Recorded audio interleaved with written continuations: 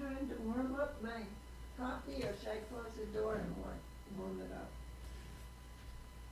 I should close the door.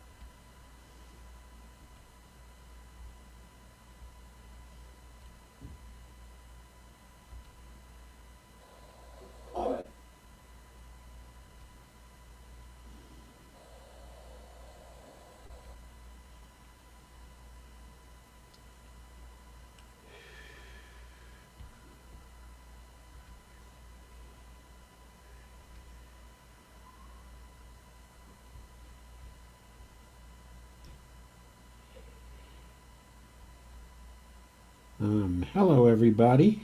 Wow. Thank you all for coming.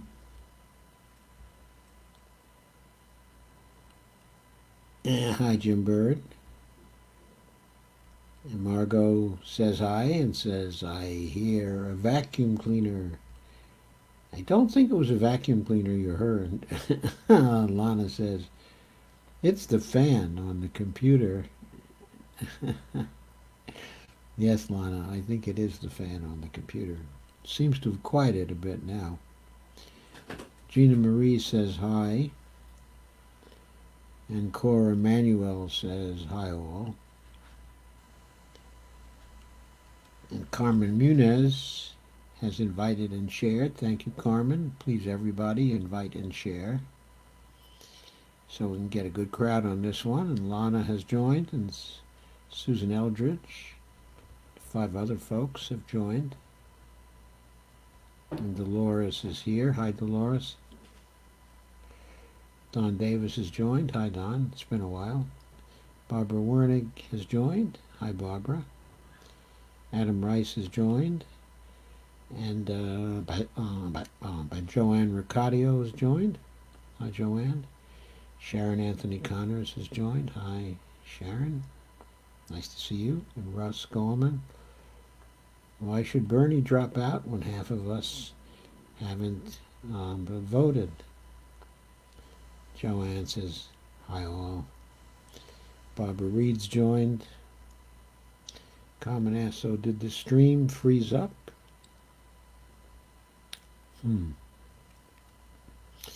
Maybe it has already frozen up. It's not frozen.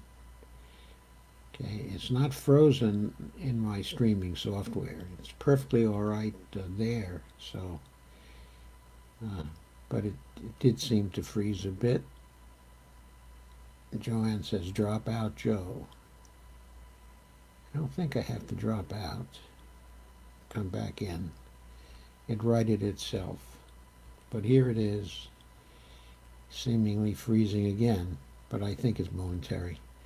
Steve Day smiles. How's my sound today, everybody? Is it good? Hi, Doc. Shared. Stream is good here, says Steve Wolfbrand. Hey, Steve. Nice to see you. Kay is here. Hey, Kay. Russ says audio and video are good on this end. Great, Russ. Okay. And Barbara says, drop out Joe Biden. Yeah, I say drop out Joe Biden, too. Okay, let us get to it. Okay. There have been these advisors, supposedly, but one of them is Faiz Shakir, who is Bernie's campaign manager, actually, at this point, and Jeff Weaver, his old friend and still senior advisor, is also advising him to get out. Lana says this is a little low, so I'm turning it up a bit. Turned it up a bit. I hope that takes care of the problem. Sharon Anthony says, I took a poll at NBCnews.com last night that asked if Bernie should drop out or stay in. It was 88% stay in. Hi, Steve. Glad to see you.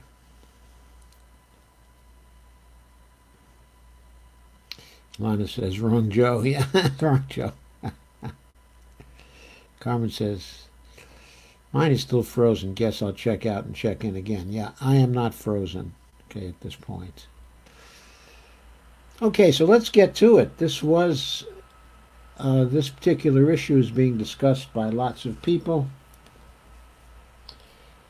I've seen a couple of videos from Nico House and some videos also from Jamarl Thomas. Really very good videos asking why should Bernie drop out. And particularly forthright and angry statements that he ought to stay in. And I've seen also a number of others from people urging him to stay in. So you know what I think already. I'm not alone in wanting him to stay in. But this has been discussed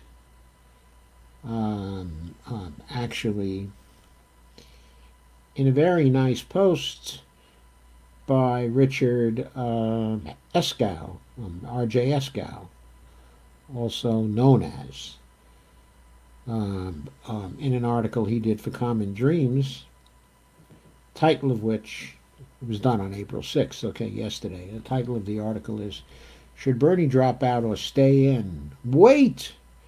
There's another choice. And I'll get into the article, but I wanted to share it with you. So let me share the screen. And you'll be able to see it.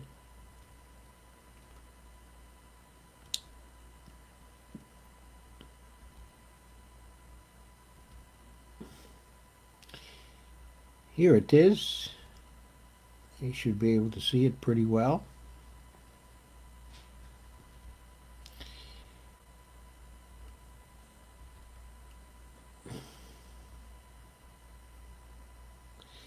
Steve Day says Shasti Conrad and Heather Garney.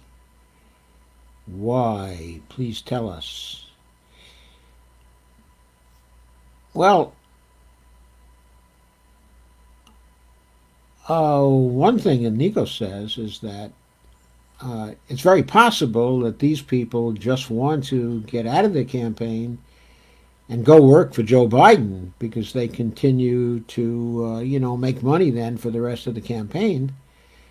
And so they don't want to stay with Bernie because they think that Bernie, is a loser right now, and they're professionals, and they want to go on and work for someone who is going to be around for some time, hopefully, from their point of view, as President of the United States.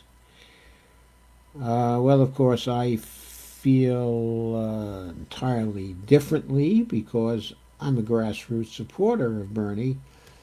I've been a volunteer, but I've never been a part of his campaign. And Bonnie and I have contributed what for us is considerable money. It may not be considerable money for most people, but it's money we could not afford, and we contribute it on a monthly basis to Bernie Sanders. In fact, we contribute a number of times per month to Bernie Sanders. Whenever there's appeal from his campaign asking for something, we always provide at least a little something. And we've been doing that really pretty much since 2015. So we've been giving him then quite a bit of money over a long time because we believe in the movement. We believe in the not me, us movement. And so that's why we have done it. He has put himself forward as the leader of the movement. So we believe that Bernie is more than just a candidate. But let's get into Richard's views, because I think, even though I don't agree with those views, I think he has an interesting take on it. He always has interesting takes on things. I really like his work. Speaking of Richard Eskow's work, I like him. I've met him a few times, and I like his work. The question's been raised, but publicly and privately, he said, should Bernie Sanders quit the presidential race or keep going? Will almost certainly be asked again now that the Wisconsin primary, like so many others, has been postponed. Of course, it wasn't postponed. You all know about the travesty at the last minute of the courts getting involved and mandating that the primary continue today. And so, while I haven't seen any results yet, it did continue today, and there are these many pictures and videos of people who are lining up, not quite practicing social distancing, being really crowded in, because in the Milwaukee area, where there normally are something like, how many polling places? A very large number, of polling places, which were first reduced to 12 polling places, and then further reduced for Election Day to 5 polling places, because, of course, they couldn't get volunteers to staff the polling. So people were basically being crowded into an election situation, jeopardizing their health, and it's a very questionable situation, of course. So, so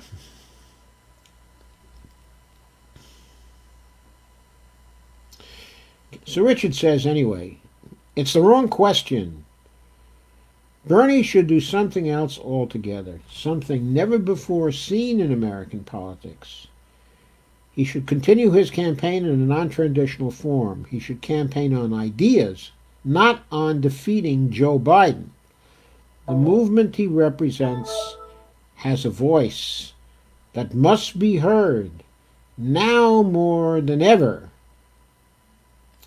Well, of course, I certainly agree with a part of that, though I don't agree with the part of it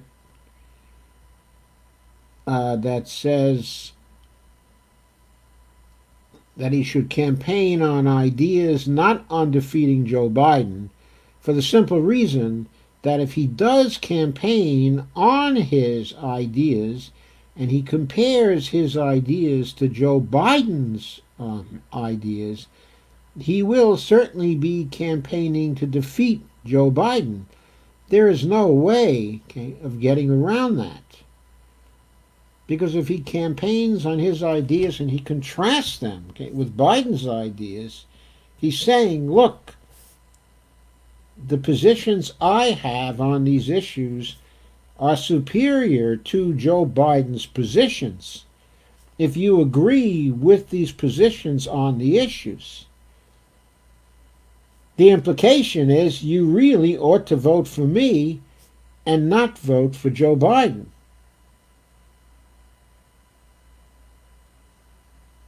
Okay, so I think what Richard is saying is that he shouldn't be drawing the contrasts with Joe Biden so much. He shouldn't be calling for people to vote for him and not for Joe Biden. Okay, but of course, if he calls for people to vote for his ideas and Joe Biden won't support those ideas, what alternative do people have except to vote for Bernie Sanders? So I don't think that it's realistic to say, I don't think it can be done for Bernie just to campaign on his ideas and at the same time not be campaigning for the defeat of Joe Biden. One is the other. I certainly agree with Richard, though, that the movement he represents has a voice that must be heard now more than ever. Not just now more than ever, but now and as we move into the future. The not me, us movement is a continuing movement into the future. It is the progressive movement. It is the movement for public purpose. It is the movement for us as Americans to change a system that's not working for us, but is only working for certain me's who are out there and who are currently controlling the political system. Anyway, Richard goes on, in a moment of crisis, Bernie and Biden can model a new approach to politics. The campaign is a conversation, as collaboration, and as an organizing tool that will benefit his movement, the nation, and the Democrats' chances in November. That's a great idea. And of course, I think the campaign should be a kind of a collaboration. But there's no getting around the fact that as the conversation goes on, the question has to arrive: who is going to represent the collaboration in the presidency? Who is going to represent the issues that the people involved in the collaboration prefer? How can voting for Joe Biden in the fall benefit the movement? How can it benefit the nation? I don't think it can. Given Joe Biden's capabilities at this particular moment, given his record, given his positions on the issues, There cannot be a collaboration with him which emerges with the Medicare for All policy as a key fruit of the collaboration. There cannot be a collaboration with Joe Biden, okay, which emerges as the kind of Green New Deal that Bernie Sanders wants. The $16 trillion Green New Deal over 10 years. There is no collaboration with Joe Biden which can emerge that favors housing for everyone, that favors the job guarantee, or that favors saving people from the economic ravages of the crisis by supplying the money that people will need. That can't come out of a collaboration with Joe Biden during the campaign, because Biden appears immovable on these things. How recently did he say again that he is against Medicare for All? How recently did he express ideas concerning the climate emergency that are totally at variance with anything practical, if what you mean by practical is a solution to the real problems the climate emergency represents?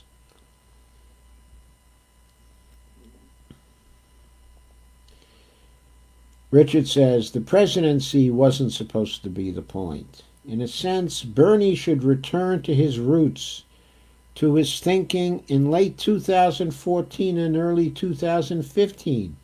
That's when he was considering a presidential run and asked if I would join him if he did. Shortly thereafter, I found myself on a plane from Los Angeles to New York on a seemingly quixotic mission to help a Democratic Socialist senator with virtually no national profile run a long-shot race against the best-known, most powerful, and reportedly most inevitable primary candidate in recent history. Quote, let's be honest, but Bernie said on my first day, and quote again, it is highly unlikely that this campaign will end in the Oval Office. That isn't the point, unquote. The point, he said, was to build support for new ideas and to build a movement that could turn those ideas into reality. Some of my friends thought I was making a reckless move, but I'd read the polls and seen the economic figures. There was hunger in the country and a need. Richard says, something else happened on that first day. Oh, and but by the way, if you don't remember, okay, it was Richard Eskow who was Bernie's speechwriter in the 2016 campaign. As Bernie and I walked into a little Italian restaurant, and he says he could do that back then, I told him I had documented some of the Clintons' financial relationships with powerful interests, individually and through their foundation. There's no other way to describe his reaction to that.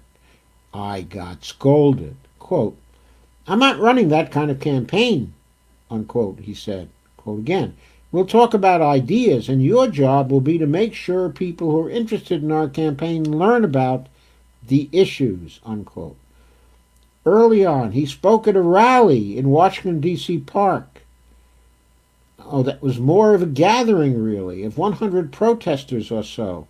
Someone shouted, we love you. He paused, quote, I love you too, unquote, he said, quote again, but it's really not about me. It's about us and what we can do together.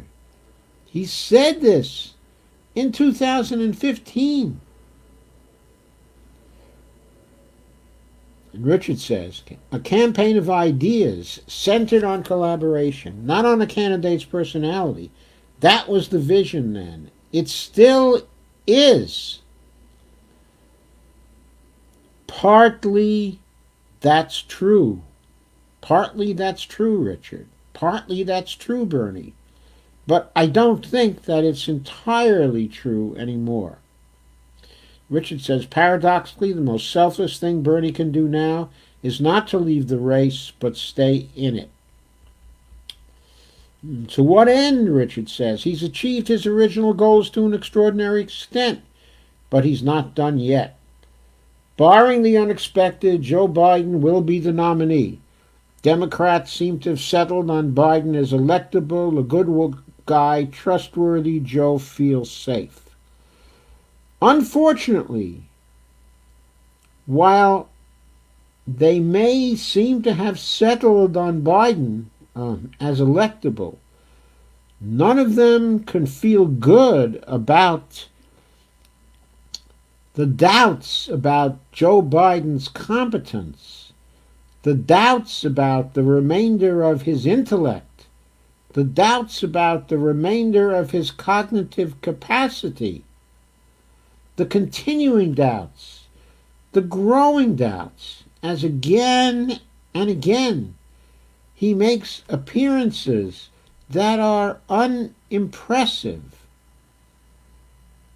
that do not command respect, that do not command the loyalty and the enthusiasm of people, and that do not command the confidence that he is electable against Donald Trump. Going on. But it's important to note that Bernie's losses are not a repudiation of his ideas. Polls show that Democrats across the country strongly support a single government plan for all. For example, in Mississippi, in Washington, in Michigan, in Missouri, in nearly every primary that has taken place. If Dems had voted on that idea rather than on a candidate, single payer would have had an uninterrupted string of primary victories. Unfortunately, Richard, there's no way for voters to vote on that idea except to vote for the candidate who really holds to those ideas and who will enact those ideas into law or do everything he can to fight for those ideas to be enacted into law. Unfortunately, that is the way it is. To get the ideas adopted, to get them to become law, you have to eventually have the power to do that. Richard continues, there is also strong support for other ideas that Sanders and his movement have introduced into the debate, including the Green New Deal, including the federal job guarantee. Don't forget about that, Richard. With the impending unemployment of all told as many as 52 million people, according to one projection by the Federal Reserve, by the end of June. The thing we will need the most by the end of June is a federal job guarantee at a living wage. That's the thing we will need the most. As for the general election, says Richard, surveys from Working America suggested that a significant chunk of Trump to Obama voters are moving to big ideas like Medicare for all, Green New Deal, and massive infrastructure spending. 2/3 of Americans now support a $15 an hour minimum wage. Yes, they do. But even more, they support a living wage. And it would really be good if Bernie Sanders would stop saying $15 an hour so much and start saying 2/3 of Americans now need a living wage, which will be $15 an hour in the lowest cost areas of the United States, but much more in areas that have higher costs. Richard continues, Democratic insiders will continue to debate the relative importance of swing voters versus base turnout. But as it turns out, and Richard says this correctly, I think, the same policies are likely to attract them both. Working America's pollsters found that swing voters in battleground states are as receptive to a wide range of policies that are progressive as the progressive Democratic base. Voters in an Obama to Trump district told Democracy Corps in 2019 that they felt, quote, scared, nervous, and hopeless, all quotes, about the fate of the country. And that was before the pandemic. Now we will need to rebuild from a level of economic devastation not seen in many generations, not seen since the 1930s, maybe worse than the 1930s. Well, it'll be shorter and sharper, okay, than the 1930s were. It may not be longer because maybe Bernie will be elected president of the United States still, and maybe he'll make short work of this depression. But anyway, Richard goes on. That makes Bernie's ideas more important than ever, whether you're targeting swing voters or greater turnout from the Democratic base. And Richard goes on to talk about turnout. He says that many of the Democratic advisors I know seem convinced that Donald Trump's mismanagement of the crisis will be self-evident to voters in November. I'm not so sure, he says. And he says, and they also believe that that particular mismanagement could cut against the Democrats in unexpected ways, as election chaos leads to an inability to vote in Democratic strongholds. Voter registration, also critical for Democrats, is already being impeded by the pandemic. That could affect actually many millions of voters and votes, including millions in Generation Z, born after 1997, who turn 18 this year. That seems likely to sharply skew the electorate by eliminating large chunks of a highly progressive voting bloc from the most diverse generation in U.S. history. That's an observation that's quite interesting and quite possible. And the Republicans, of course, will be trying to rig elections in various ways to suppress those voters they think are likely to vote for Democrats, whether the nominee turns out to be Bernie or turns out to be Biden. Also, the Democratic base, says Richard, includes millions of people who struggle against structural bigotry every day. Working and surviving was already a full-time job, and COVID-19 is hitting them harder than it's hitting the other wealthier voters. To make matters worse, Republicans are also doubling down on voter suppression. That means turnout could become an even bigger problem for the Dems this year. They'll need ideas that spark enthusiasm. They'll need organizing power to get voters to the polls. Bernie's campaign is building strength in both areas as it goes. Yes, but that organizing power cannot be used to back Joe Biden, because the organizers, the volunteers, the young, who will have that spark of enthusiasm, will never accept Joe Biden, even if Bernie stumps for him, because in stumping for him, they will no longer believe that the campaign is about us, because Joe Biden is not about us. There's no way of making Joe Biden about us. That's impossible, because his every utterance is not about us. It's about beating Trump. And it's about him and his record with Obama in past years. It's about him essentially being the good guy. It's not about him having good policies and having new ideas now. He's not going to run that kind of campaign. He's not going to run a campaign that's about us. He's running a campaign that's about him.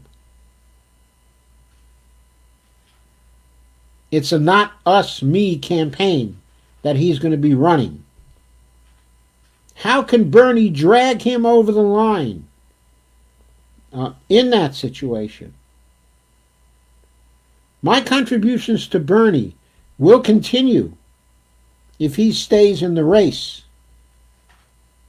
Our contributions to Bernie, because his joint contributions of Barney, Kay, and I, they will continue if Bernie stays in the race. They will continue if he decides to continue beyond the convention, if Joe Biden, Kay, is nominated, if he decides to run as an independent. We will do whatever we can for him, whatever is humanly possible for him and for his ideas and for his program. But that does not extend to Joe Biden. There's no way it does. The minute Joe Biden is chosen by the Democratic Party, for real, our contributions stop. My live streams in support of the Democrats stop. After that, I'm just talking about ideas that I want to see enacted. I'll talk about them a lot. But they're not going to be supporting Joe Biden because he's not for those ideas.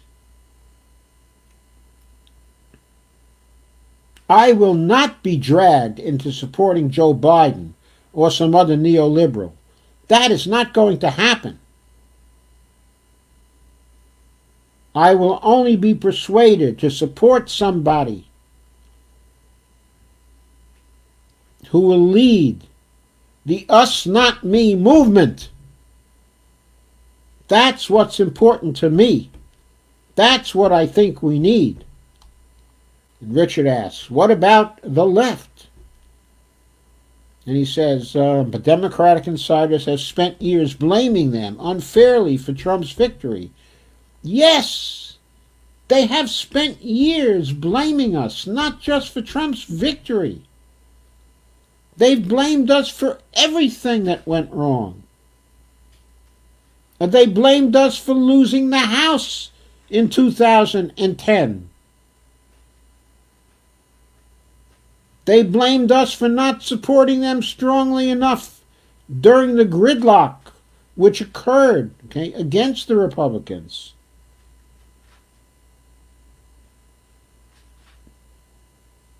They've blamed us because we wanted to improve the situation and they only wanted to do what the donors wanted. They blamed us because we wanted to pull out the pitchforks and all they wanted to do was to protect the big donors from the pitchforks. I've been at this now for a long time. Many of you have too.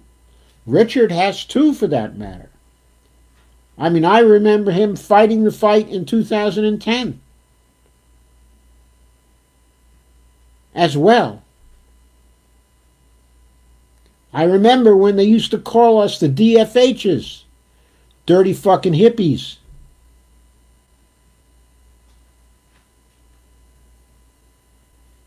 So Richard says, but every vote will count in November.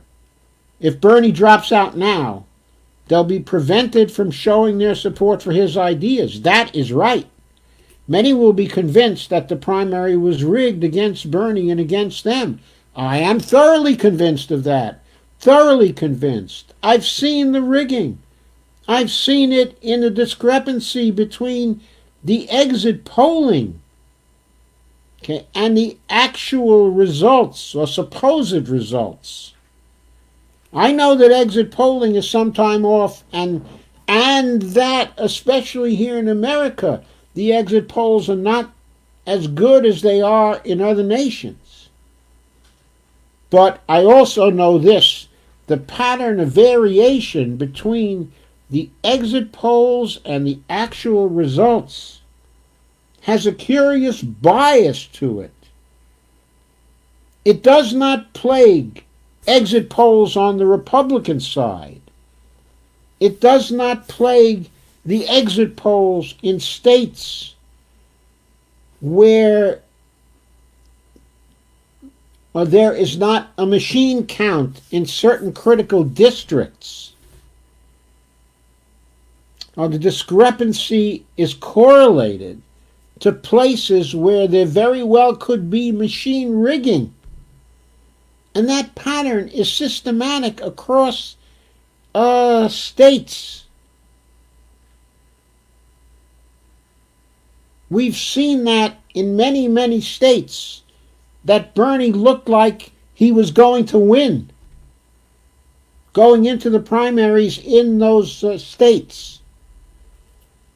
There's been a systematic bias in the gap between the exit polling and the actual results. Why is the bias a systematic one? If the bias were random, it wouldn't have been systematic. It wouldn't have been in state after state, and always under the same conditions. Even in states that Bernie won, he won by far less than the exit polls were showing. And why was the bias always in favor of Joe Biden? There were other candidates in the race. Why wasn't the bias in favor of Elizabeth Warren? Why wasn't the bias in favor of, let's say, Michael Bloomberg? Why was it so generally in favor of Joe Biden? Because it was rigged. If Bernie stays in, however, millions of his supporters will participate in the primary process. He and his campaign can keep using the campaign as an organizing tool, and Bernie can go to the convention, assuming there is a convention, with the leverage to push for progressive ideas and meaningful party reforms. Push for progressive ideas in what? In what? In the party platform? What does that mean? The party platform has no force once the campaign starts. Biden can run on what he wants to run on. And if, God forbid, he should make it to the presidency, and I say God forbid because right now he's totally incompetent to be the president of the United States. But if he should make it that far, that far, he's not going to implement what's in the party platform. I mean, Bernie can scream from the Senate to his heart's content. That's not going to make Joe Biden follow the party platform, even if Bernie wins a platform fight. I mean, that's baloney. It's baloney. Using his campaign as an organizing tool cannot stop with the convention. It has to go on past the convention. It's the movement that has to go on. It's the movement that is being built here. And the most effective way to build that particular movement is for Bernie to continue to run for the presidency, to continue to run to win, and finally to win. And then in winning, to grasp the power of the presidency, to have that institution working alongside and in tandem with the movement that Bernie had built. and that he would now be able to legacy to other willing and able and younger hands for the future.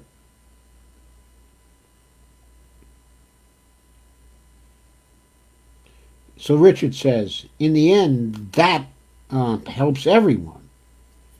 And next he talks about a conversation, not a campaign. He goes back to that and says, establishment insiders are already calling Bernie a spoiler for staying in. Well, there's undoubtedly an element of sour grapes in that. The continued fight for the nomination would raise concerns that are legitimate. What legitimate concerns? What legitimate concerns? Why are they legitimate concerns? Bernie and Biden are running in a contest for the nomination of the Democratic Party. Bernie can still win if people wake up tomorrow morning and they realize that Biden can't speak as the party's nominee, not because Bernie is running against him, but because he would be an incompetent party nominee. Any week now, people are going to realize that. They're going to realize Biden doesn't have a chance in 100 of beating Donald Trump the way his brain is working now. He can have all the money behind him that comes from the establishment. He can have all the fancy PR. He can have all the wonderful ads behind him. But when he gets up there in the debates against Donald Trump, Trump is going to make a fool out of him. He's going to make a fool out of him prior to the debates. And Biden will go into the debates with tremendous stress and pressure on him to avoid self-destructing during the debate. A perfect situation for Trump to drive him into self-destruction, where Biden starts talking about, oh, you know how the thingy goes. You know the thingy, you know the thingy. Jesus. It means Biden can't speak as the party's nominee. Select the vice president. He can select a vice presidential candidate any time he wants. He doesn't have to be the nominee to choose somebody to run along with him. He can say, if I win, my nominee for vice president will be Stacey Abrams or will be Kamala Harris, or will be whatever person he wants to stand up with. He can do that now. He doesn't have to be the nominee of the party to do that. And Bernie, for that matter, in his situation, could select a nominee for vice president himself. He could announce tomorrow that if he wins, he's going to select whoever he's going to select.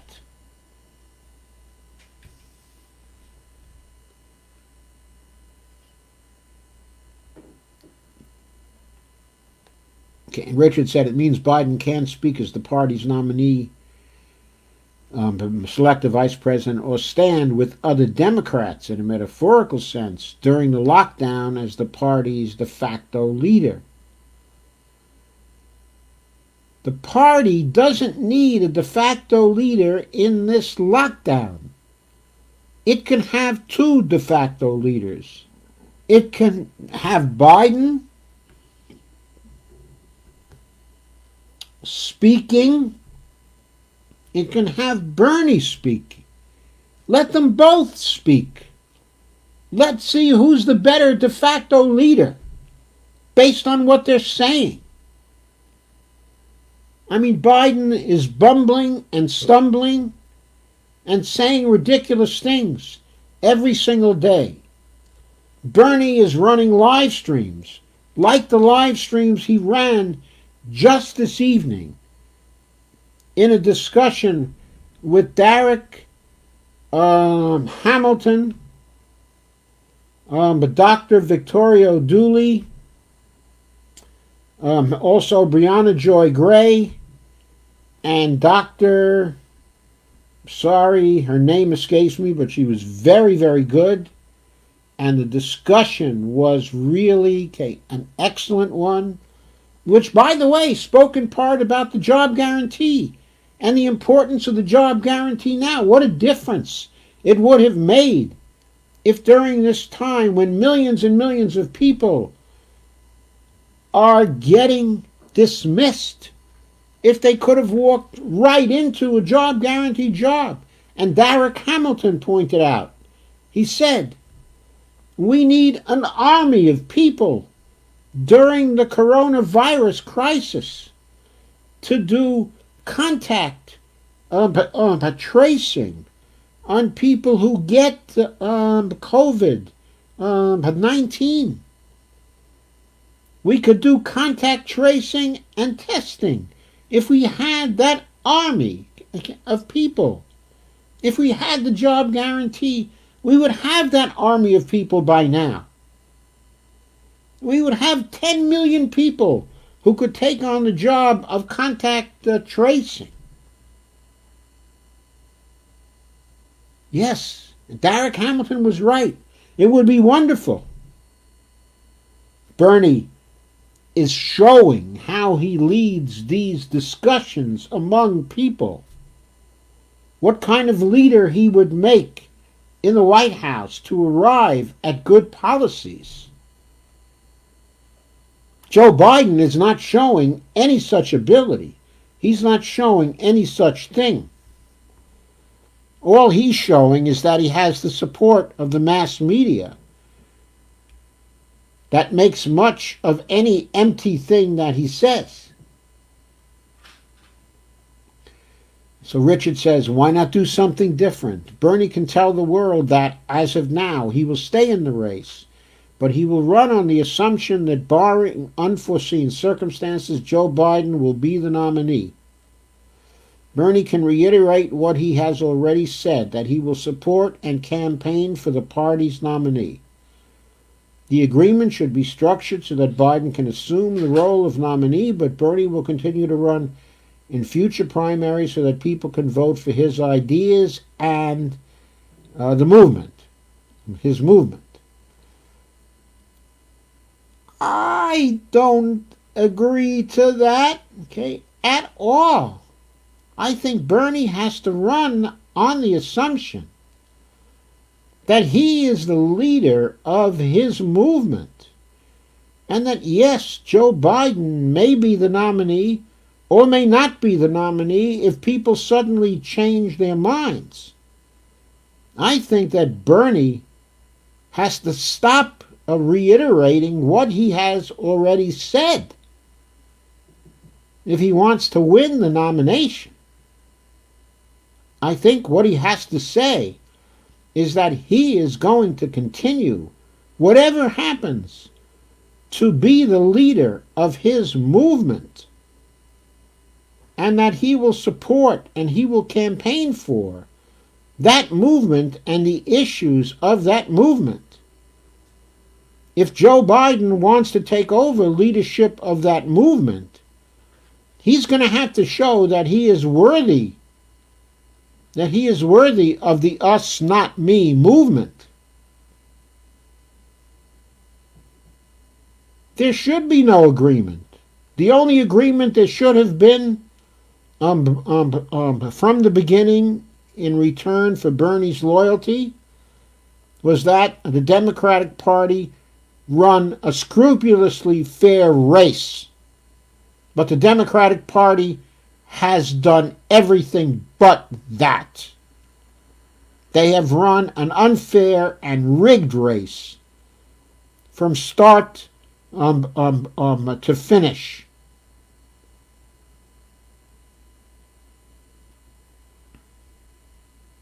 Including whether people who should have been neutral in this race, who are not running themselves, suddenly overnight, all lined up in back of Joe Biden for the express purpose of blocking the nomination of Bernie Sanders.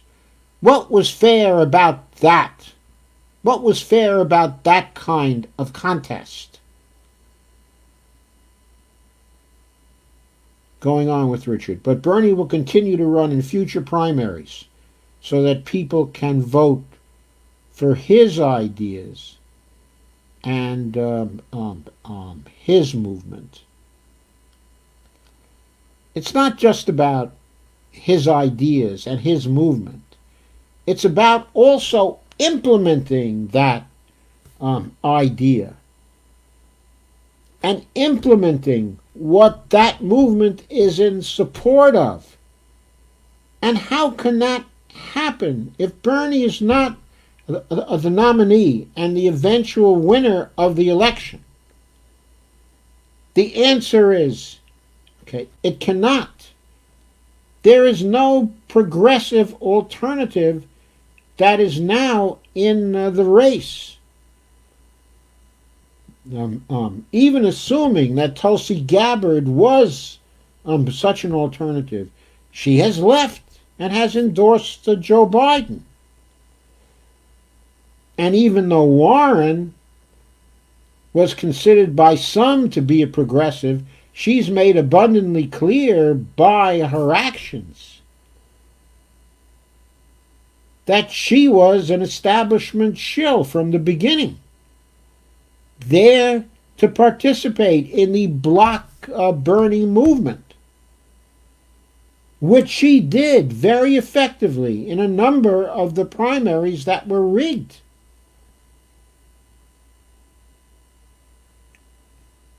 For the next debate, Bernie can propose that he and Biden have a televised one-on-one conversation about policy, not at podiums, not with pointless 75-second fire drills, but in a sit-down, face-to-face discussion between two leaders. On the campaign trail, Bernie and his team can return to the style he laid out for me on the way to that Italian restaurant in April 2015. We will campaign for our ideas, but we will refrain from personal attacks. I'm not willing to go that way any longer. First of all, Bernie never makes personal attacks. To criticize Joe Biden based on the issues and based on his record is not a personal attack. I will never believe that is a personal attack. Those are legitimate things for discussion in a campaign. Also, for Richard's information, it is not April 2015 anymore. It is April 2020. It is 5 years later. And the movement built and then was broken down briefly, and then it was built again, stronger than ever, for this particular campaign, with more volunteers than ever, with more financial mobilization than ever, with more careful and detailed development of the issues than ever. A stronger movement with broader support right now, not just based on anti-Hillary feelings, but based on a vision for the revolution of not me, us. We're here now on the point of that particular revolution. It's not about campaigning for our ideas so much right now. It's about campaigning for the power to implement the ideas when that power is needed in the middle of the COVID-19 crisis. It's now that we need that power. It's not in 2024. It's not in 2022. It's now. We desperately need to defeat Donald Trump, who by then, through his actions, will very probably have been an extremely big factor in the death of more than 1 million Americans. It will be about removing him from the presidency, along with any possibility of dictatorship. It will be about reconstructing the nation along the lines of the Us Not Me movement. It will be about saving the earth from the climate emergency. It will be about changing our society so that there is something great in it for every American. It can't be about those things if we just campaign on our ideas for the rest of 2020. We have to continue campaigning for power. That has to be right up the Democratic Convention, and if necessary, after the Democratic Convention. And the Us Not Me movement has to build an alternative electoral structure between now and then, an alternative coalition that we can activate if the Democratic Party continues to move in the bankrupt way it has been moving. If we want to win the nomination for Bernie, we have to have the means to run an alternative campaign.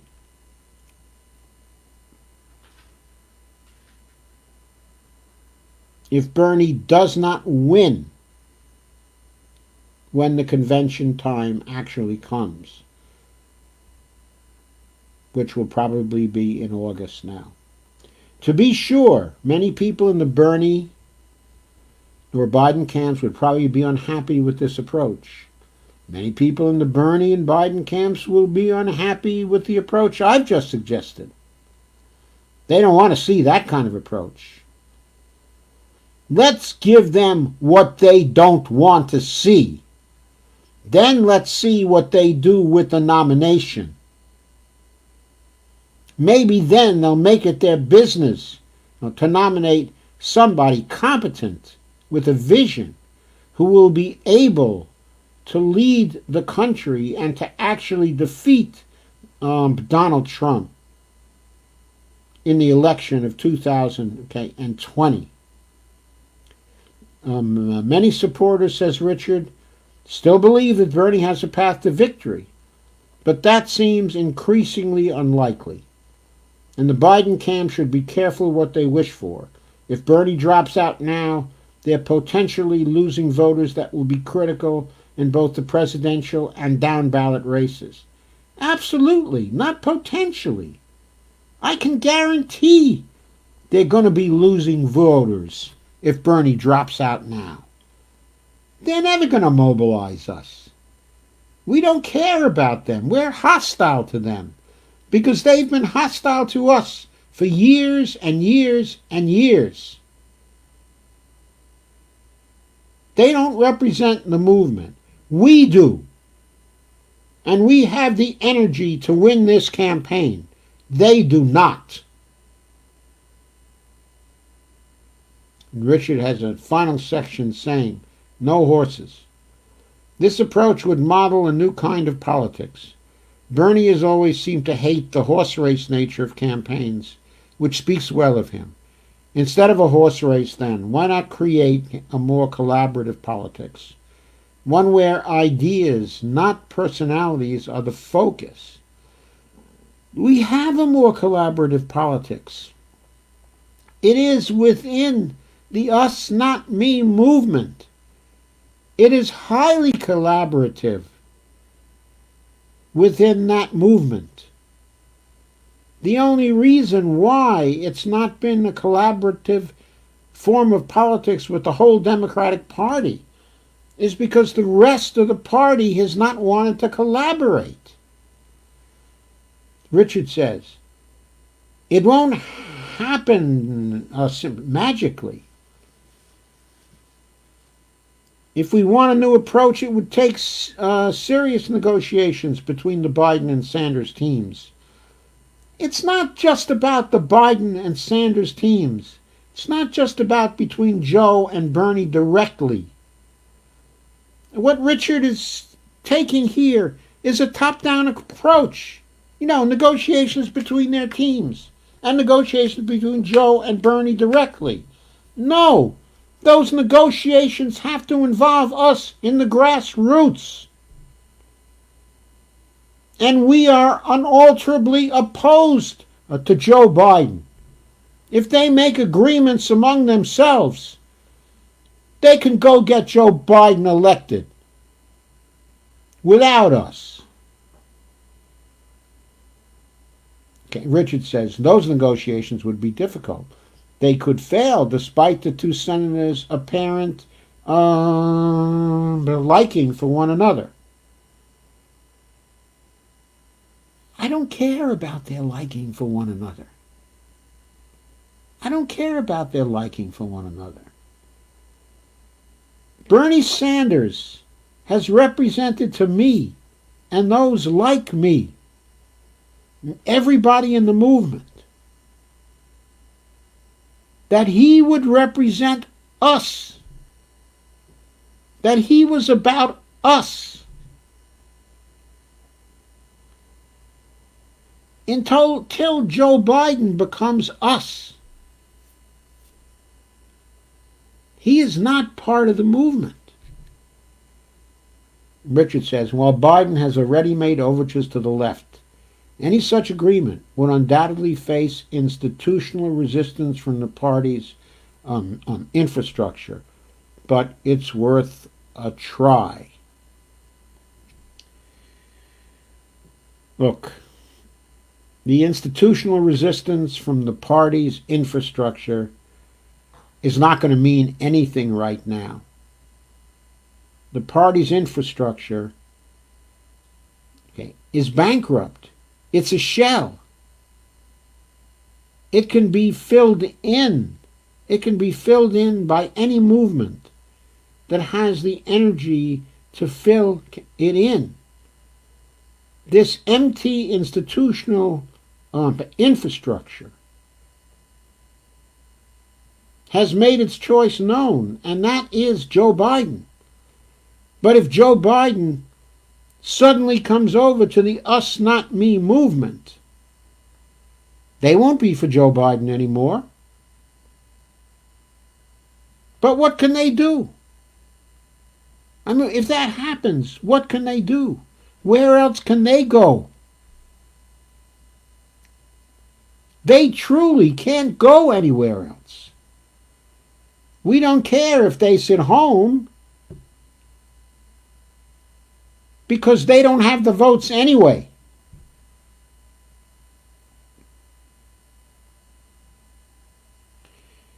So Richard finishes up.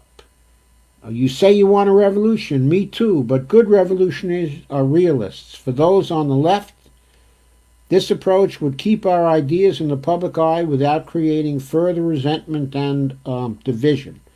The battle before us now is to defeat Trump and his party, to move U.S. politics to the left, and to reshape the political process in a wiser and more humane image. That's how our movement grows. That's how we adapt. That's how we win. That's how everybody wins. That sounds great. There's only one problem. We do not have time. The people are in crisis. The COVID-19 situation has not only created a crisis of health, it's created an economic crisis where much of the population can be reduced to penury without support, or with just enough support to keep us alive and to keep us quiet. That crisis is going on right now. We don't have time to have people feel better about our ideas. We need action now to save our constituency, which is most of the American working people, middle class or working class. We have to save those people ourselves economically. And we have to provide for our health right now. And when those challenges are secure, we have to move right on in 2021 to meet the climate emergency. We don't have time to develop our ideas until 2024 or 2025, to gain a little bit here in 2020 and to gain a little bit there in 2022. That's not good enough anymore. We have to make things happen, the immediate things, by early in 2021. And we have to make the climate emergency thing happen very quickly over the next 10 years until we're on the right track in 2030. Richard, there is no more time. And now I move to address Bernie Sanders. So Bernie, this is my appeal to you. We need you now. We need you to fight as hard as you can and never to stop fighting. We will support you to the best of our ability with our activism, with our financial support, with our media support in the alternative media. We will support you and this movement until the end, which we know will be successful. But you have to do your part in leading this movement. And I believe that you owe that to us because of the support that we have given you over many years now.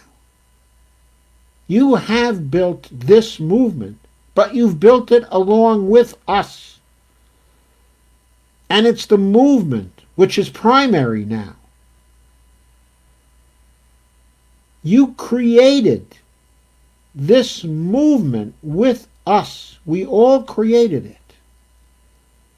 And now the movement demands that you stick with us. And you need to demand of your campaign advisors that they stick with the movement as well. And if they don't want to do that, you need to replace them right now with people who will stick with the movement. By now, your campaign advisors should be more than professionals. They should be like us. They should be movement people. And they should be willing to do what's necessary to make this movement successful. And what's necessary right now is to campaign on the issues, to contrast yourself with Joe Biden, to point out how wanting his previous record actually has been over the years, going back to the 1980s, going back to the 1990s, going back to the 2000s before he became the vice president. As vice president, since he retired from politics or semi-retired from politics, what has his record been? What has he advocated for? What does he believe? What is he likely to implement if he gets into the presidencies? That is, if he doesn't lose to Donald Trump because he can't compete with Trump on the debate stage.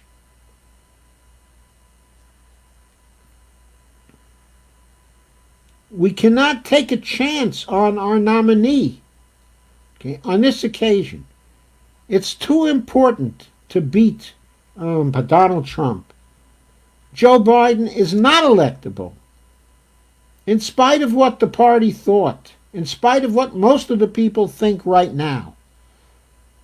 Bernie, you know in your heart that Joe Biden is not an electable candidate.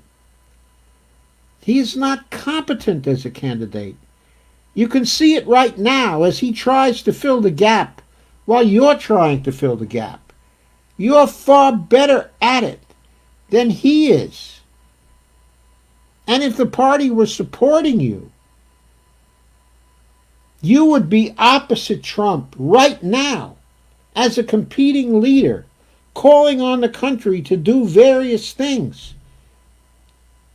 Even if you were not the president, if you had the media support and the party support that Joe Biden has right now, the party would be moving strongly against Donald Trump right now, and his approval ratings would be tanking.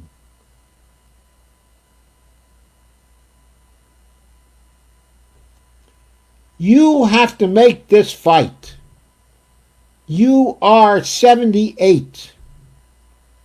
There will not be many more fights that you can make. We need this fight now, and we need to win this fight now. Time is of the essence here. I don't know where Richard is getting off taking a long view now. This is not like 2015 anymore. We get climatological and environmental disasters coming our way every few months. We get many, many thousands of people continuing to die because we don't have Medicare for all. We get the possibility of deep depressions occurring because we don't have a federal job guarantee. And because our leaders in power don't understand how federal financing actually works.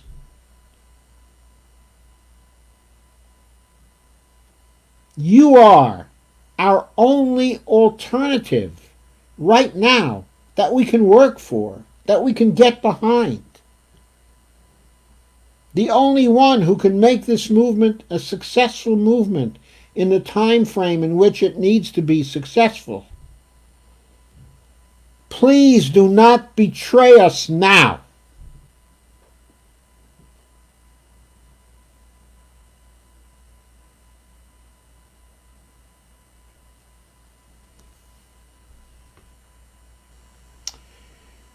Okay. That's my piece for tonight, folks. I'll now consider your comments. Jim Bird says, hey. I hear a vacuum cleaner. There goes my camera. God knows.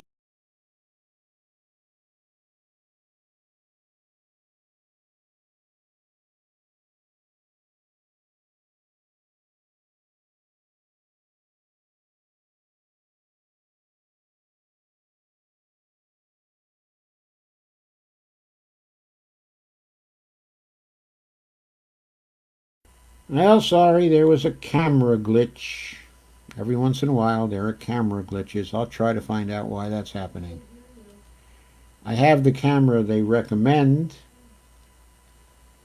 Can you hear me now, Bonnie? Okay now. Okay. I thought it was just a delay. Yes, I can hear you. Good. And Russ says, why should Bernie drop out when half of us haven't voted? Barbara Reed says, Barbara, hi Barbara. And I've read some of these already.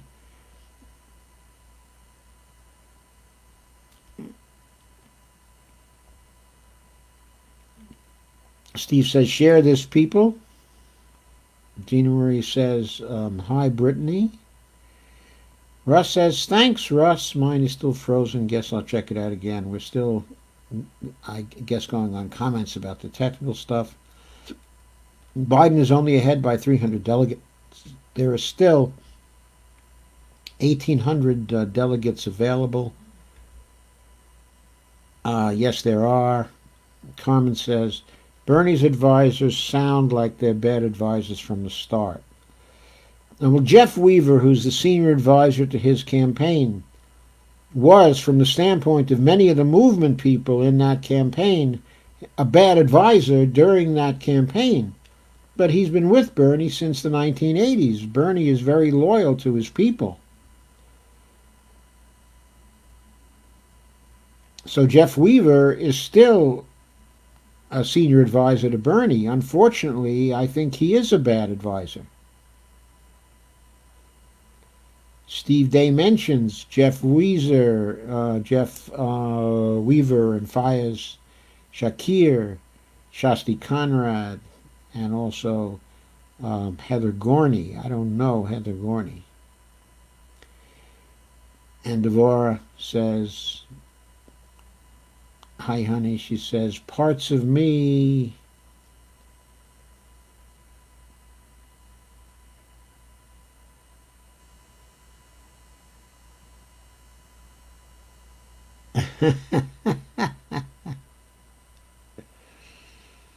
Okay, I'm going to get to Devora's comment. I'm scrolling back up.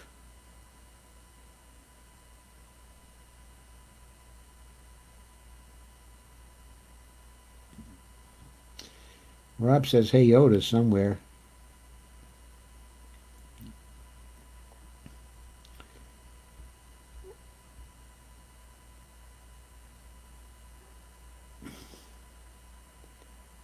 I'm sorry, folks, I lost track of the comment somewhere. I was just about to run on a comment from Devora. Let me see what I can do by looking at the Facebook page itself. See if I can do a little better on keeping track of the comments.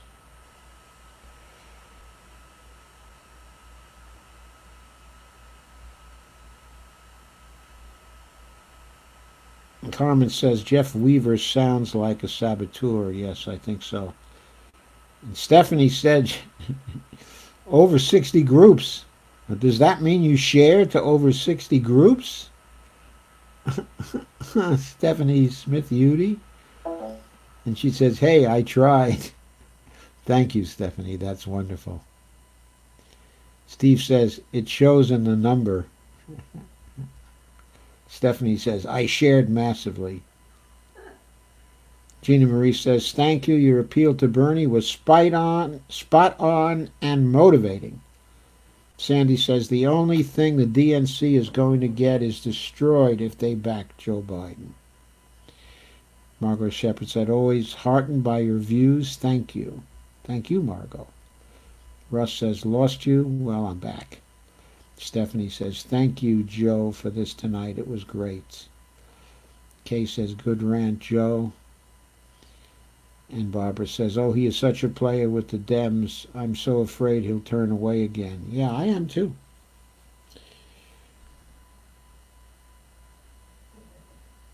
Okay, so Richard said he wasn't feeling well the other day. Maybe he was tired, sad, something about asthma, I think.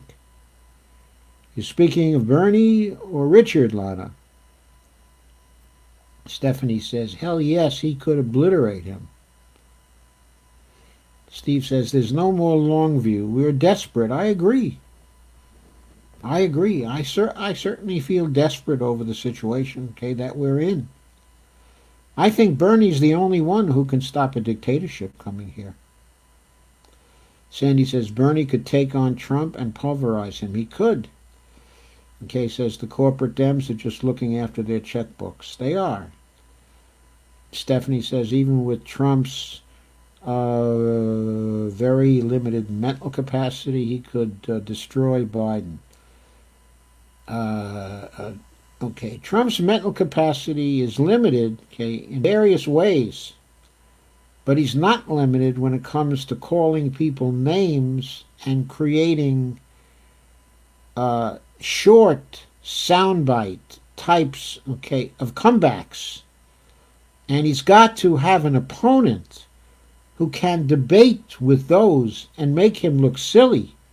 And Joe Biden cannot do that. He cannot come back with the cracks and with the sarcasm and then get into Trump with a long explanation of why Trump is full of baloney. Sandy says, I think he will stay in because he knows Joe won't do anything. He's got nothing to lose and everything to gain. I believe that's true, Sandy. I think he's got nothing to lose and everything to gain. But again, it's not about him. Okay, it's about us. I can't see your picture. So Barney says she can't see my picture, and that's because my camera has gone south. So I will try to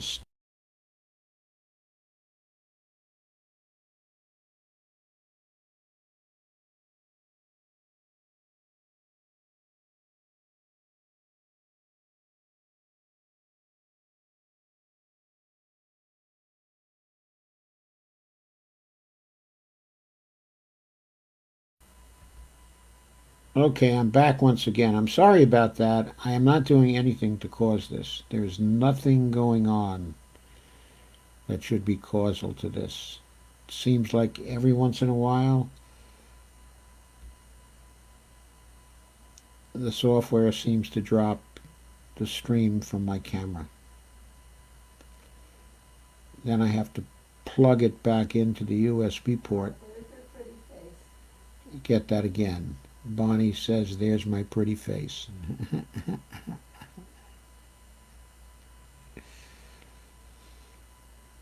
Yeah, that's why we've been married for so long.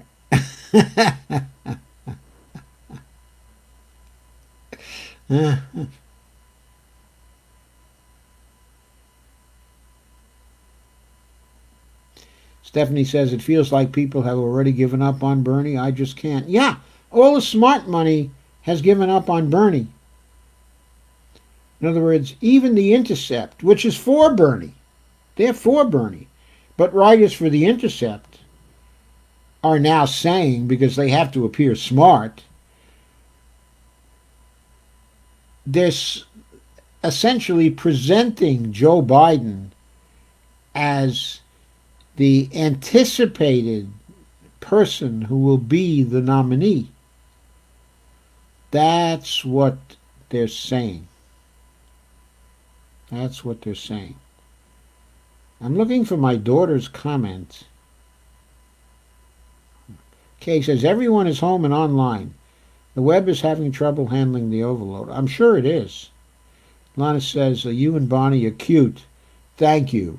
You think we're cute? Okay, great. I'll take cute.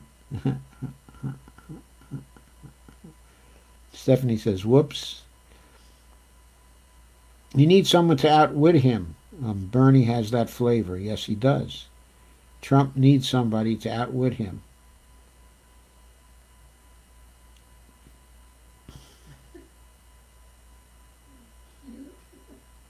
Stephanie says, something has always bothered me.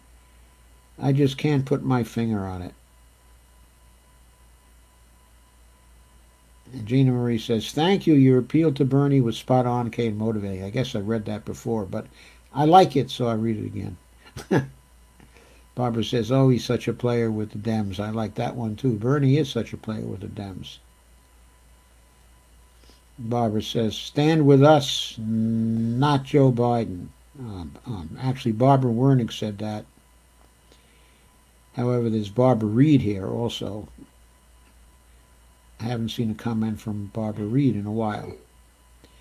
You can write to Bernie at info@berniesanders.com. Yes, everybody write to Bernie and give him this link. Acting Navy Secretary resigns over firing. He resigns over firing? Oh, you mean he resigns over the firing of the captain, right? He resigned over the firing of the captain. Good man. Barbara Warning says, yes, we will support you. We will stand with you. Stephanie says, but will he? I'm a bit nervous about that. I'm nervous about that too, because he's getting too much pressure from his campaign staff, and he needs his campaign staff. But I'll bet that that Bree Gray is still hanging in there with him, and that she'll hang in for as long as he needs her. I'll bet Nina Turner will hang in as long as he needs her. And I'll bet if he activates Zephyr Teachout again, she'll fight hard for him, but he's going to have to go back and apologize to her because he cut the rug out from under her earlier in this campaign when she legitimately critiqued Joe Biden, okay, in the Guardian, in the pages of the Guardian. When Biden's campaign said something about that, okay, and objected, he should have said, look, show us how that article is not entirely factual. And I will ask Zephyr Teachout to stand down. But if you cannot do that, I'm going to support her 100%. Because I didn't see any factual errors in that particular article. That's the truth. Now let's see you show me and others that it's not. That's how he should have answered then. Shouldn't have called off Zephyr Teachout. That wasn't a personal attack. It was a critique based on Joe Biden's actual record. Joe Biden is and has been corrupt. That's all she wrote, as the saying goes. And she wrote that. And she wrote it true. She wrote it right. Haha, that's how everyone wins, says every neoliberal since traitor Bill Clinton. Yes. Sometimes it's not possible for everyone to win. In the Democratic Party now, those neoliberals who are running the Democratic Party now have to lose, or the rest of us cannot win. It's unfortunate, but it's true. Sandy says Biden will never pick Bernie for a running mate. His machine would not want Bernie taking over the country when Biden is found incompetent to serve. Yes. Yes. Russ says I had to do a quick refresh. No biggie. Carmen says Russell Gorman, same. Carmen asks, is Mark Cuban a Democrat? I read that he's thinking about jumping in. Yeah, Mark Cuban is a Democrat. You know, he's a Democrat, all right. A centrist Democrat. Like we need another centrist Democrat actually suddenly getting into the race. Steve says, if Bernie doesn't actually weaponize his movement right now, the establishment will screw him, but he won't because he doesn't have the guts to lead a real revolution. What's to lose, Kay, at this point? Well, Bernie could lose some influence in the Senate. He still has 4 more years to go, okay, in the Senate. Actually, including most of 2020, he has actually 5 more years to go. But he has to decide whether he's running for the presidency or whether he's running for the Senate. I don't know his If name. he's running for the presidency, it has to run to win.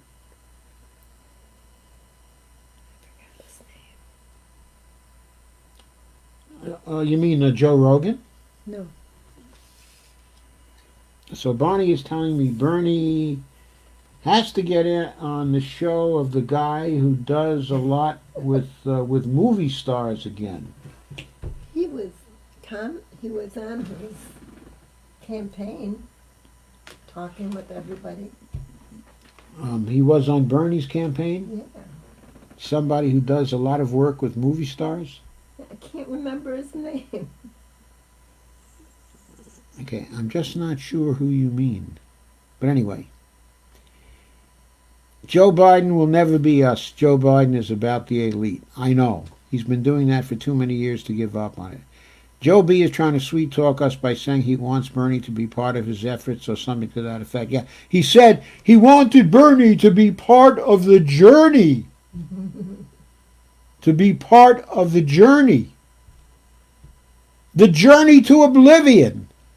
Joe is talking about the journey to oblivion. I don't think Bernie should be part of that journey.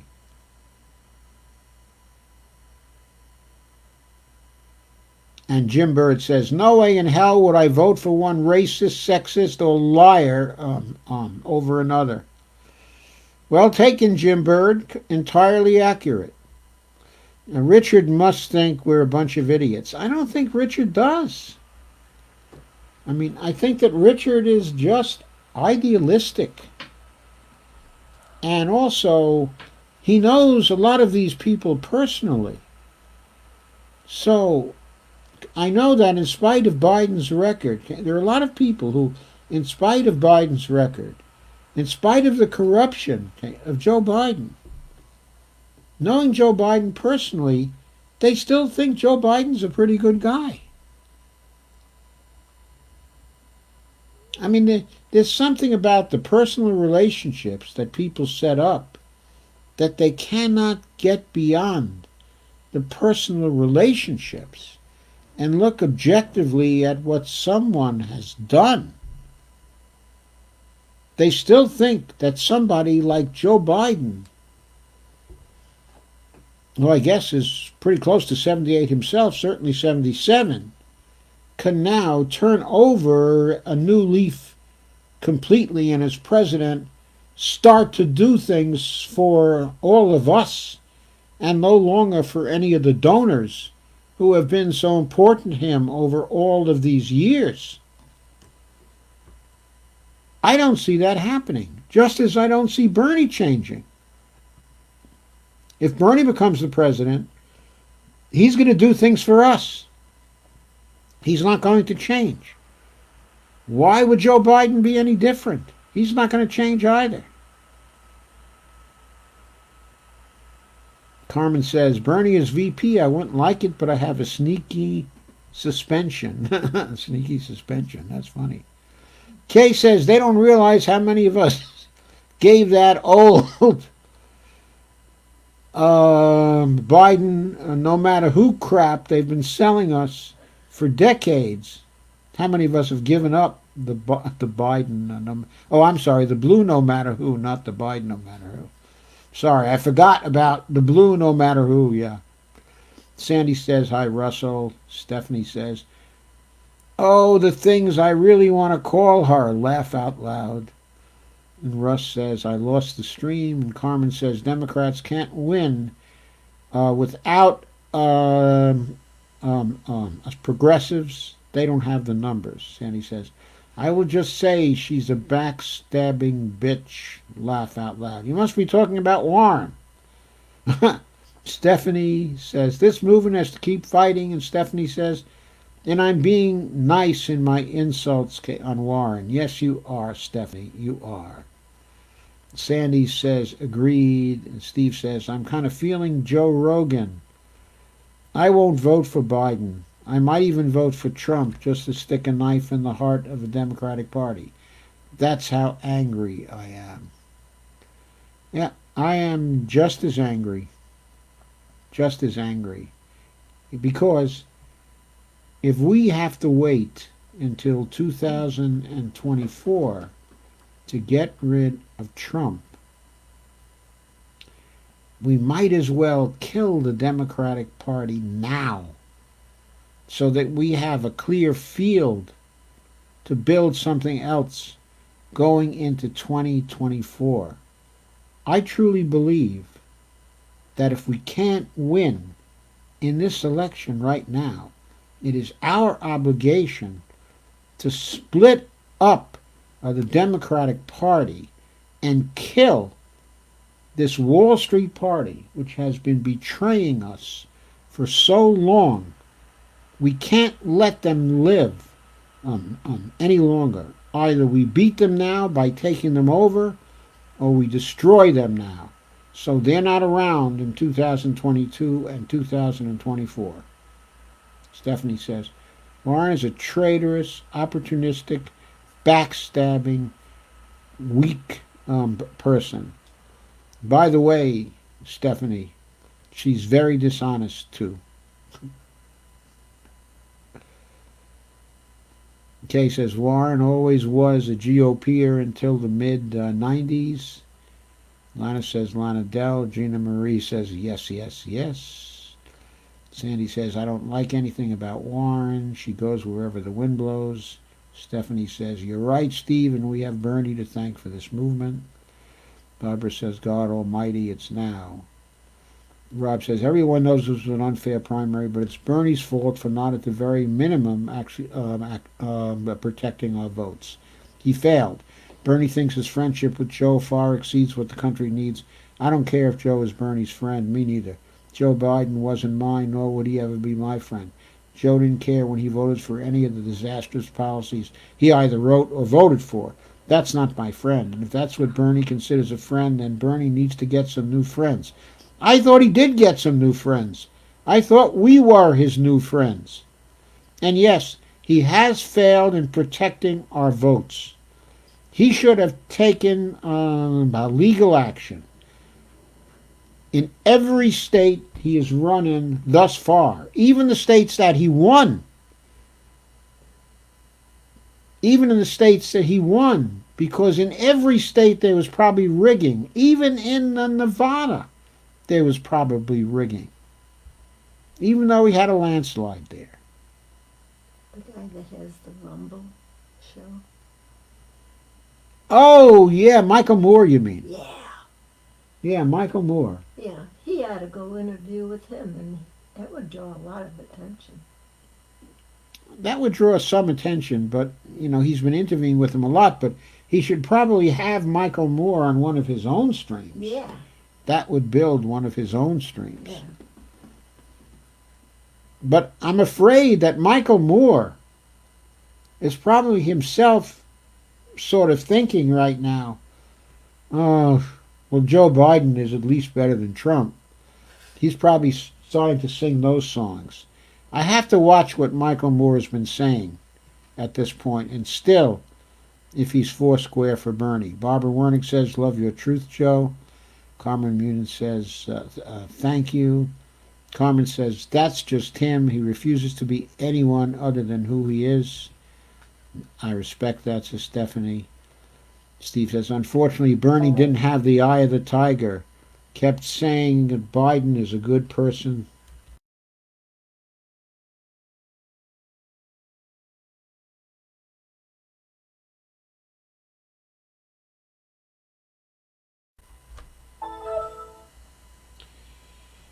So, there we go. Okay, I am returning once again. Yeah. There I am. Sorry. Went south again. Stephanie says, Carmen, that's just him. He refuses to be anyone other than he is. I respect that. Up to a point. As Stephen Wolfbrown said, unfortunately, Bernie didn't have the eye of the tiger. Kept saying Bernie is a good person and his friend. Bernie even said Biden can beat Trump. Sad. That was sad. He never should have said that. He always should have said, well, I'm just not sure that Joe Biden can beat Trump. We have to see how Joe performs during the rest of this campaign to be able to evaluate whether he can actually beat Trump. He should have said that. Sandy says, Bernie doesn't get the nomination. He should run third party. He's got nothing to lose. He should just go for it. I would vote for him. So would I. Me too. I would go for him too. And hopefully Nick Brana and the Movement for a People's Party is preparing an infrastructure that Bernie can step into I know there was such an infrastructure in 2016. Bernie failed to take advantage of it. But maybe now he can step into an infrastructure like that. Stephanie says, I'm going to need much therapy after this election cycle. I don't think I'll need any therapy. I just think I'm going to be very angry if Bernie doesn't win. Yes. I'll be in there fighting. I'll keep fighting. Don't you worry. I'll keep fighting. Me too. And Bonnie says, me too. Kay says, I say Bernie needs to hang in there. Over half the states have not voted yet. I say the same thing. Excuse me a second. I feel myself about to sneeze. Don't worry. That's just regular spring allergens. I don't touch enough surfaces outside of the house for it to be anything else. And when I do, I always have gloves on, which I get rid of as soon as I get back into the house. And Carmen says, yeah, Bernie gets on my last nerve with that goody two-shoes. Well, it's not even goody two-shoes. I mean, there's nothing wrong with criticizing Joe Biden on the record, with saying he doesn't have the record. It doesn't suggest he's going to act in the way people need. There's nothing wrong with saying that. There was nothing wrong with the criticisms of Joe Biden made by Nina Turner and Zephyr Teachout. They both were right on. Bernie should have just unleashed them. And everybody else, okay, in his campaign who's like that. You know, for example, Philip Agnew would probably have done a great job.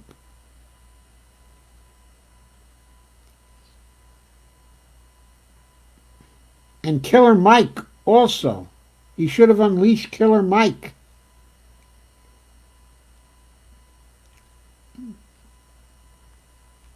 Stephanie says, definitely going to need therapy. Oh, yeah, I read that already. Therapy, yeah. Daniel Goheen said, it's about time we expose Fauci gender. Just like Bill Gates, they want to play God with our lives. I didn't think Fauci was the one playing God. Carmen Muniz, he was a popular folk singer from the 1970s.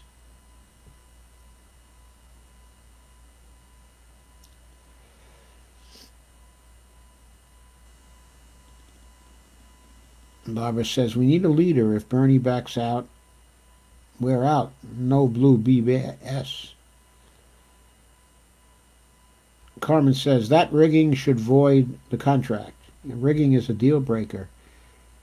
Well, I think it should void the contract.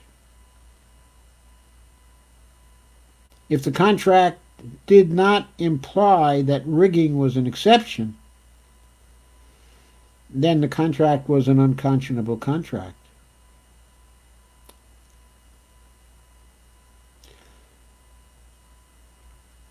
And Rob says, I love Bernie, but let's face it, it's over. I may have gone through the 5 stages of grief faster than others may have, but the reality is Bernie failed us because he put his friendship with Biden ahead of the importance of this juncture. Bernie may...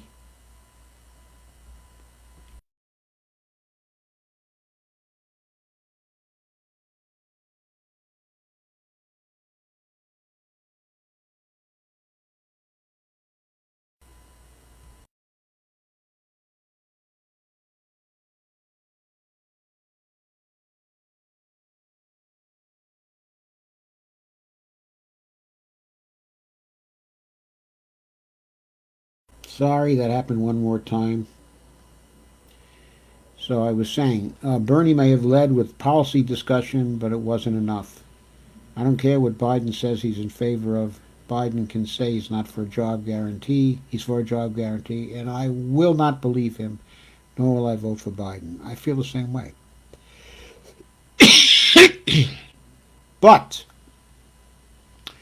I'm not facing, okay, that it's over, Rob. I'm not facing it. I'm still fighting.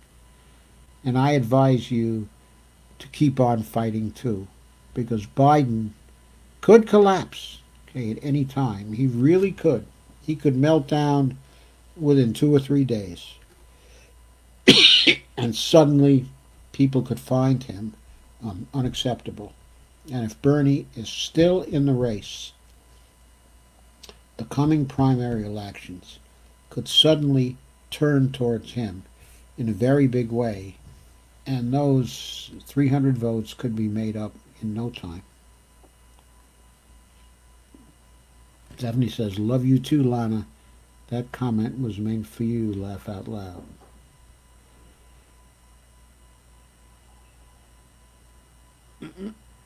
And he says, Bernie would have been such a wonderful president if he were in office right now. Yeah, I think so too. Steve said, I thought he died already. Rest in peace. Oh, John Prine was talking about. Sharon Anthony Connor said, John Prine just died. Rest in peace. Carmen said, his neoliberal cohort. Sandy made that statement that Bernie would have been such a wonderful president. He would have been.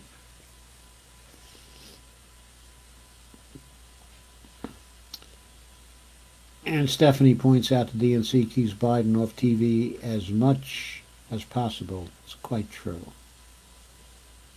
Stephanie says, I'm going to beat you up. You know, and she smiles. She says to Stephanie, you know better. But hey, Joe Biden is telephoning with his buddy Trump. I know, wasn't that ridiculous? Carmen says, that's what Germany did. And it held back the onslaught of COVID-19.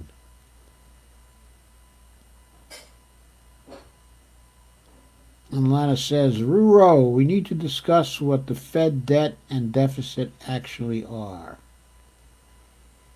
It's bad when you get confused on who's your daughter and your wife. Biden is useless. I never confuse my daughter with my wife, by the way. My daughter was here tonight and made a comment. I'm still trying to see it. Somehow I lost it. Steve says, Biden is afraid to debate Bernie now. Biden knows his brain is going. Lana says, he is mean and he will pull all the stops out to attack Joe Biden. Sandy Degg says, I think Biden will pick either Michelle Obama or Hillary. Yeah. I'm afraid he's going to pick Michelle Obama. I'm afraid he's going to do that. If he does that, we really have to break this party. We just have to break it. We have to stick the knife in and twist it and destroy this party. Stephanie says Warren is such a traitorous bitch. Brittany Ruby says Trump or Biden. Kay says Bernie is a teacher at heart. Those online sessions are teaching people. Yes, they are. He is a teacher at heart. He absolutely is a teacher at heart. So why doesn't he run the best he can in this campaign? Pull out all the stops. And when the campaign is over, he can go on teaching tours, make speeches, have rallies, draw crowds, keep the movement going. He can keep the movement going after the contest.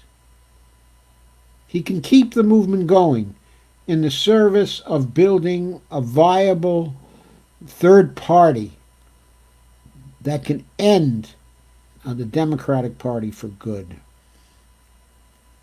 Sandy says, I hope they do realize Biden is incompetent. The sooner the better. Stephanie says, I'm betting Warren.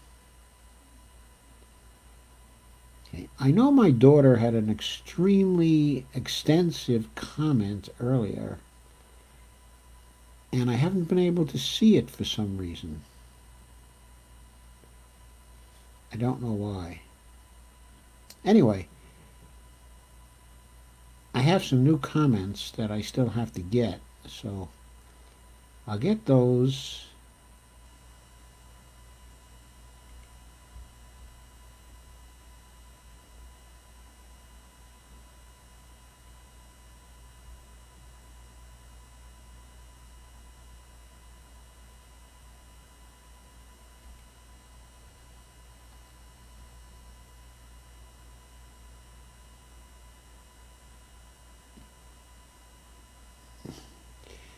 Yeah, I don't think it's a question of guts, okay, with Bernie. It isn't guts. He's just a genuinely good person.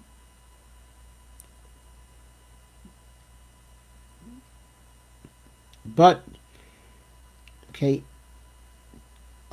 he's too good a person.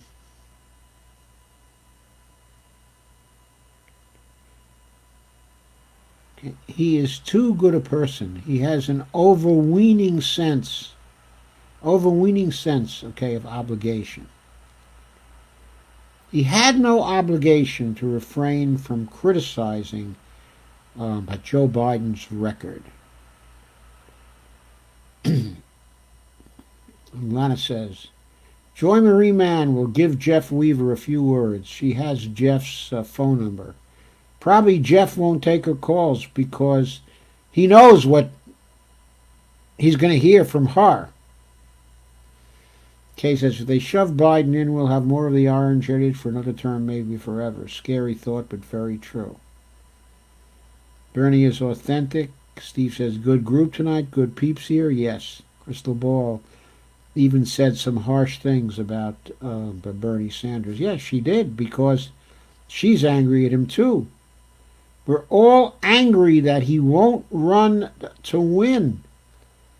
Now, I've never said he should do anything dirty.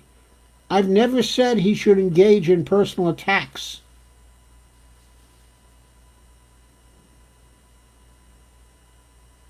He never should have done anything like that. But running on the record is completely legitimate, and running against someone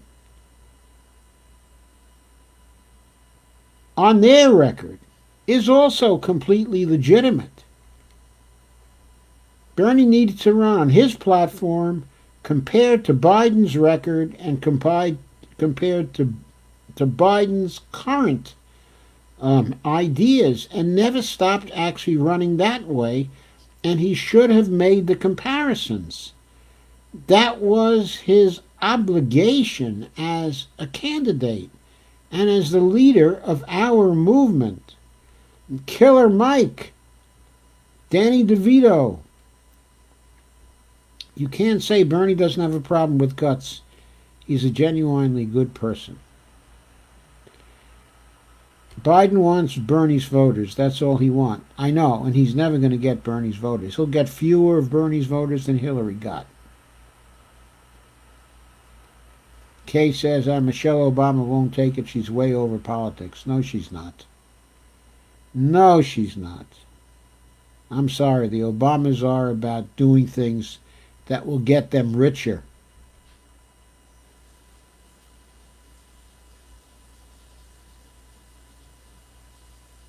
Did you hear Jamie Galbraith on Michael Moore? No, I didn't. I haven't seen that yet. I've got to take a look at that. I haven't seen a Michael Moore live stream in 2 weeks. I'm not sure why. I've just been looking at shorter things. I haven't had the patience to look at some longer things like my own stuff. Sorry. I hope Bernie will surprise us by running third party, but I hoped a lot of things from Obama too during his second term, and we all know how that turned out. I hope that Bernie would have surprised us in 2016, but he didn't. Bobber Wernick says he won't. The PTSD will be disturbing. And Rick Maynard says, evening all. Evening, Rick. Kay says, Kathy, yep, hope and change turned into the SOS with Biden. Steve says, bring Bonnie on the show. Hey, Bonnie, you want to come on the show? For me? Yeah. No way. Yeah, Stephen Wolfbrandt wants you coming on the show, he says. No, no, Huh? no, it frees up on TV. She says no, she would freeze up on TV. Sam Wood says, what happens if Joe has to drop out? Good question, Sam. I don't know for sure. If Joe has to drop out and Bernie is still in there, okay, and Joe's delegates, okay, are freed up and the primary ends, okay, and Bernie has a plurality, okay, or has a majority of the votes, then Bernie surely wins. If Bernie has a plurality, then trying to bring in somebody else at the last minute to take it, okay, in the second round is going to be extremely divisive for the party and is surely going to lose them the election.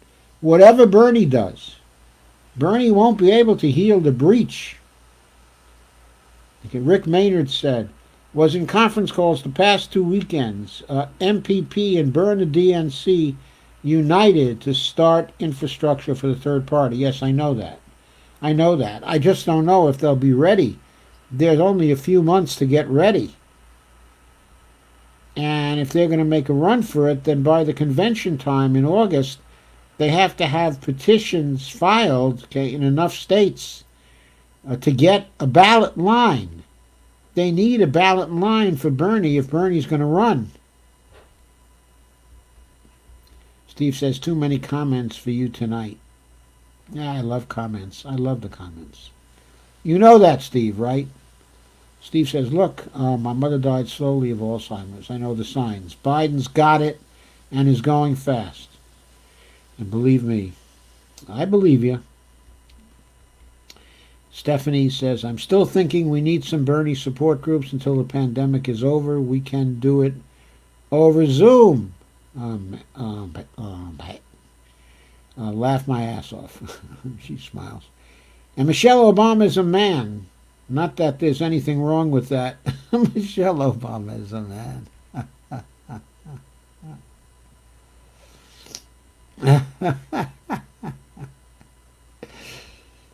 You really sounded like a winger that time, Steve. So Laura said, my mother also had Alzheimer's. I agree with you. Stephanie says, Zoom. Kay says, Stephanie, make it on Facebook so I can be in it. Why can't you be on Zoom, Kay? I think that all you need for Zoom is to be able to click on a link. Okay, there's no need to pay for it or to buy anything. And Mustafa Hajamar says, I wish that Bernie never attacked the Democratic establishment until after the election. Why? Why? I wish exactly the opposite. The whole point was to attack the establishment and overcome it. Lana says it's a podcast. Teresa and I were surprised that Jamie Galbraith was praising Governor Cuomo. Well, he might have been praising Cuomo for his leadership during some limited time, but that doesn't mean that he was praising him on his general record as a governor in New York State. I can't believe Jamie was doing that. Stephanie says, you got it, laugh out loud. Kay says, no Cuomo for me either. And Carmen Muniz, Zoom, says Stephanie. Okay, I guess that's all. So it's about 11:04. I've been on for a little over 2 hours. Of course, I'm raring to go for another 2 hours. No, not really. No, Bonnie says no. No, she wants to get me some crackers. We have some very good turmeric crackers from R.W. Garcia that we frequently eat when these are over. We're always a little hungry after the live streams. So Steve says, good show, good night all. And Sandy says, woohoo, okay, woohoo, it is. Good night. Thanks for coming. I'll see you tomorrow night. Stephanie says, I was mostly joking about the support groups, but isn't this a support group? Kay says, good discussion. Thank you all. Night for now. Tomorrow in the 9 o'clock hour, I'll be back. Bye.